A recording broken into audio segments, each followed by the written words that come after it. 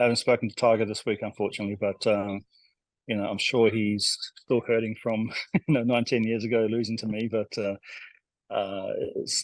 it's been fantastic. I haven't really thought about it, to be honest with you. I never respected him. That is what Michael Campbell said about 5 golfers he absolutely hates. Not anger, not rudeness. These men pushed him into psychological battle that almost nobody can understand. Winning at the highest level is not just about good shots. It is about surviving pressure that could break you. Campbell named 5 rivals who put him through that crucible. This hate is not personal. This hate is about respect, earned through trauma. These men forged his greatest year, but they drained every bit of his competitive energy. They are what Campbell calls the Unforgiven. In 2005, Campbell won the United States Open at Pinehurst No. 2. Before that triumph, he faced something most golfers never face: real pressure, the kind that destroys people. If you love intense golf stories where the mind game matters as much as the swing, hit the hype feature and hype this video right now. Because what happened in 2005 was not just golf, it was pure psychological warfare. To understand why Campbell calls these men his enemies, you must understand that winning at elite level is not a straight line anymore. It is a complex war of attrition against specific people. Tiger Woods was auditory intimidation and relentless pressure. Retief Goosen was sudden collapse and disorientation. Jason Gore was emotional contagion and tragic witnessing. Paul McGinley was physical exhaustion and grinding endurance. Thomas Bjorn was chronic stress and cumulative scar tissue building over years. Each extracted a different price from Campbell's mind and body. Together, they took everything Campbell had left to give. The 2005 U.S. Open at Pinehurst was not just a tournament. It was the peak of psychological stress Campbell would ever experience in his entire career. Pinehurst is known for its turtleback greens. These slope away in all directions. They punish anything imperfect. Narrow fairways, thick rough, fast greens. The course breaks the will. Campbell was 36. He was a journeyman. He had flirted with greatness in 1995 but never won a major. He earned his spot through qualifying in England. When he arrived at Pinehurst, he was not the favorite, but he was there. And he faced 5 men who would either make him a legend or destroy him. Thomas Bjorn, the Great Dane, represents something different from the others on Campbell's list. This is not one singular moment. This is a shadow that followed Campbell for years on the European Tour. He was brilliant. He was volatile. He could play transcendent golf or collapse without warning. For Campbell, Bjorn was the man who refused to go away. They met multiple times in high-stakes moments. Each time, Campbell had to dig deeper. Each time, stress accumulated. It built on itself. The defining moment came at the 2003 Nissan Irish Open at Portmarnock. Campbell, Bjorn, and Peter Hedblom finished tied at 11 under par. Sudden death playoff. The first hole was the 18th. Campbell hit a 9-iron from 146 yards. The shot was perfect. It landed inches from the cup, but Bjorn did not fold. From 20 feet away, Bjorn hit his putt. It shaved the edge of the hole. Campbell had to wait. Campbell had to watch. Campbell won, but the stress was immense, unbearable. Before that, Campbell beat Bjorn at the 2000 Heineken Classic by 6 shots. Before that, another playoff at the Johnny Walker Classic in 2000. To beat Bjorn, Campbell had to win tournaments multiple times, win in regulation, then win again in the playoff. The physiological response became automatic. When Campbell saw Bjorn's name on a leaderboard, his body reacted. Heart rate up, chest tight, cortisol spike. Bjorn made winning hard. He demanded perfection repeatedly, year after year, tournament after tournament. By 2005, Bjorn represented years of accumulated stress. Campbell calls Bjorn the Unforgiven because he never let Campbell rest, never let him coast. Winning against Bjorn meant paying a price every single time. That price was exhausting. That price was cumulative. 3 months after winning the U.S. Open, Campbell faced a new kind of torture. The 2005 HSBC World Match Play Championship at Wentworth, the richest tournament in professional golf at that time. £1 million to the winner, 36 holes of match play, pure endurance, pure attrition. Campbell faced Paul McGinley in the final. McGinley was a Ryder Cup hero known for grit and refusing to beat himself. The only way to beat him was to wear him down, to bludgeon him into submission. Campbell arrived exhausted. The summer had been a media storm. Everyone wanted a piece of the new major champion. Campbell had no energy left. He was running on muscle memory and desperation. McGinley sensed this. McGinley pushed harder. McGinley never relented. The match went 36 holes of grinding golf. Neither player gave ground. Campbell describes being exhausted, not just tired. exhausted. His legs felt like lead. His mind was foggy with fatigue. But McGinley would not quit. McGinley refused to break. On hole 33, McGinley missed a 7-foot par putt and fell one down. On hole 34, McGinley drove into trees while Campbell saved par. Campbell went 2 up. On hole 35, McGinley could not recover. Campbell hit a brilliant approach shot to 15 yards. McGinley conceded. Campbell won £1 million.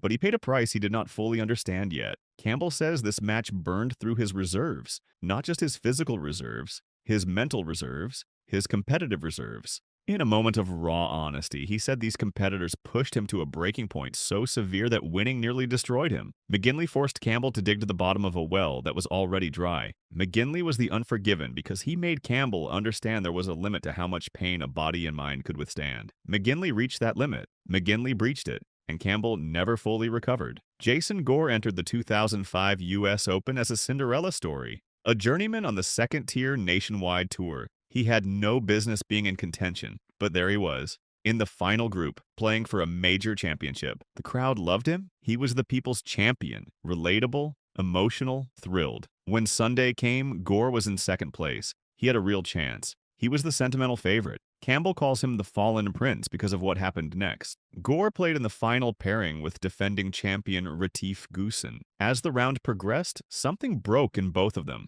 A phenomenon called emotional contagion. One player's anxiety infects those around them. They fell apart together. Goosen shot 81. Gore shot 84.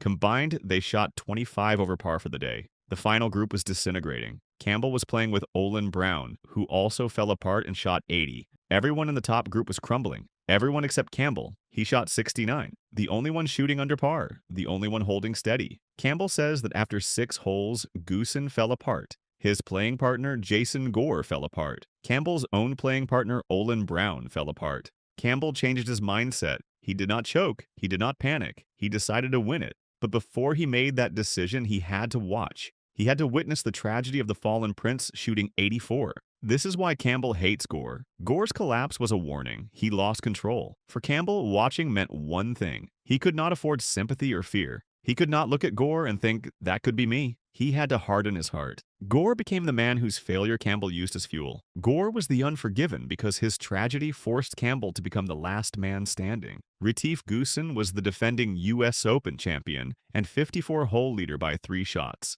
Known as the Iceman for his unflappable demeanor, he was considered the ultimate closer on difficult courses. Campbell and Goosen were friends. They had lunch before the final round. Campbell watched Goosen and mentally conceded the tournament. He thought Goosen had already won this. He prepared to play for second place. He was ready to lose gracefully. Then Goosen imploded. On the front 9, he shot 41.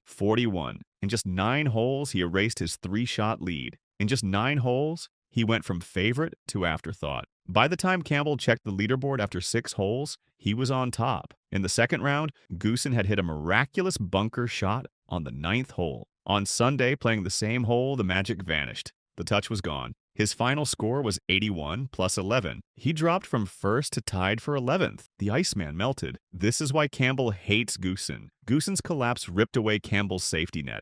Campbell had mentally conceded. Campbell was in a low-pressure state. Then suddenly that state vanished. Campbell was not chasing anymore. He was leading. In 6 holes, his entire mindset had to shift. From playing for second place to playing for the championship. From chasing to leading. From relief to terror. The whiplash was psychological trauma. It served as a warning. If the Iceman, the defending champion, the ultimate closer, could shoot 81, then nobody was safe. Nobody was secure. Goosen was the unforgiven because his collapse taught Campbell that greatness is fragile. Expectation is a burden that can crush anyone. The final enemy is the one that matters most. Tiger Woods in 2005 was the undisputed apex predator of professional golf. He had already won the Masters that year. He was hunting for his 10th major championship. His reputation was so powerful that his presence on a leaderboard caused what experts call leaderboard paralysis. Golfers would see his name and feel defeated before they even teed off. On Sunday, Woods started 4 shots behind Campbell and 6 shots behind Goosen. But as the day unfolded, as the leaders faltered, Woods surged.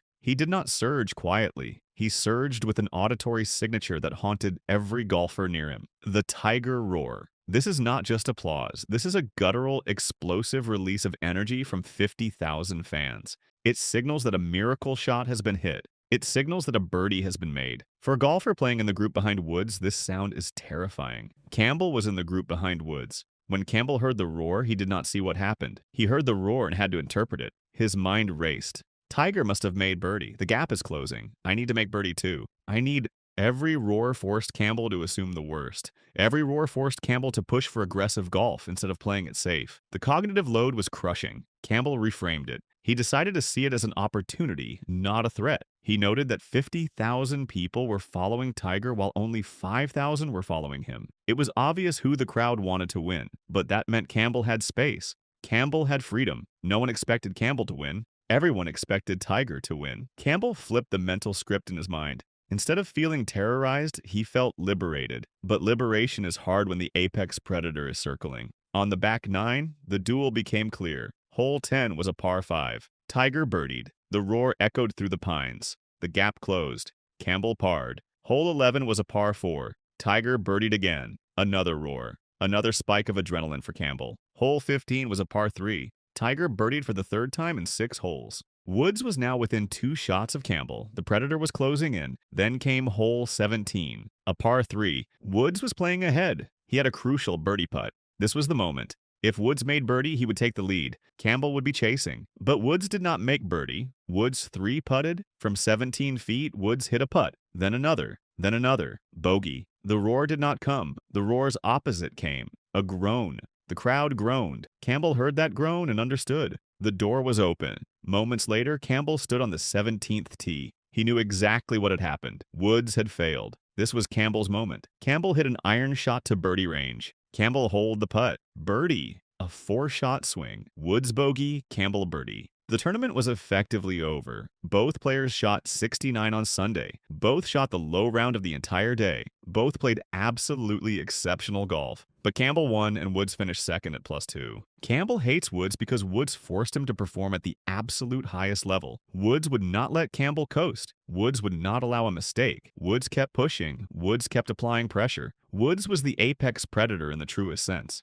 Woods was the ultimate test. Woods made Campbell understand what elite golf really demands. These 5 men, Bjorn and McGinley and Gore and Goosen and Woods, they were the Unforgiven, not because they were enemies in a personal sense, but because they were so formidable, so terrifying, so exhausting that beating them required a sacrifice. Campbell beat all 5. He won the U.S. Open. He won the World Match Play 3 months later. He was ranked number 16 in the world. He was European Tour Player of the Year. He was a major champion. But the price was everything. After 2005, Campbell's form collapsed dramatically. In 2006, his ranking dropped to 25. He did not win a single tournament. In 2007, his ranking plummeted to 174. By 2010, he was outside the top 300. Campbell essentially vanished from elite golf. He admits that he lost the motivation to play top-level golf. He says he had nothing in the tank for the encore. These 5 men, the Unforgiven, took his future to give him his greatest moment.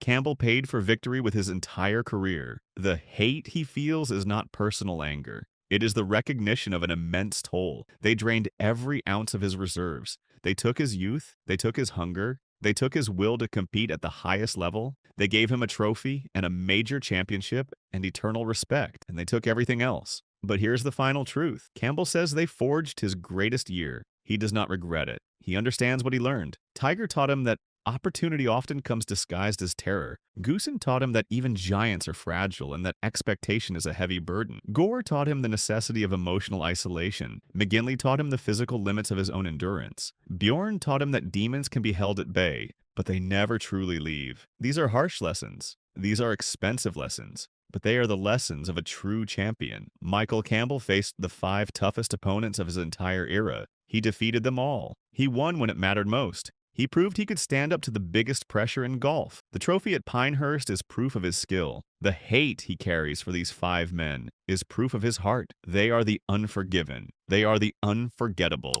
They are the men who made Michael Campbell a champion.